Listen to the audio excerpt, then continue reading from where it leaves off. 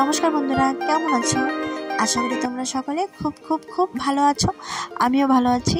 আমি আন্দামানে থাকি, আর আজকে আমি এসেছিলাম কালীপুরে। আমাদের এখানে গ্রামে আমাদের ঘরের পাশে বাসন্তী পূজা হয়। তো সেই বাসন্তী পূজাতে আমি আর আমার ছেলে আমার শাশুড়ি মার কাছে এসেছি।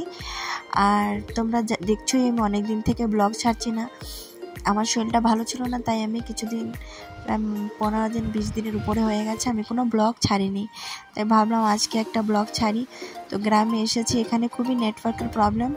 অসময় বৃষ্টি শুরু হয়ে গেছে, অ্যাকচুয়ালি অসময় না, সময় বৃষ্টি শুরু হয়ে গেছে। আমরা যাচ্ছি গঙ্গা স্নানে। তো আমার ছেলে আর আমার শাশুড়ি মা দুজন জলদি জলদি যাচ্ছে সমুদ্রে গঙ্গা পুজো করতে। গঙ্গা পুজো করে গঙ্গা স্নান করবে। আর তোমরা কি কোথা থেকে আমার ভিডিও দেখছো প্লিজ আমাকে কমেন্ট সেকশানে জানাবে। আমি আছি এখন কালীপুরে, যেটা কি দিগলিপুরে। যারা আন্দামানের তারা তো জানো, আর যারা আন্দামানের না তাদের জন্য বলছি। আর যারা যেন আমার চ্যানেলে নতুন, প্লিজ আমার চ্যানেলকে সাবস্ক্রাইব করতে ভুলবে না। একটা সাবস্ক্রাইব আর একটা লাইক অবশ্যই করবে।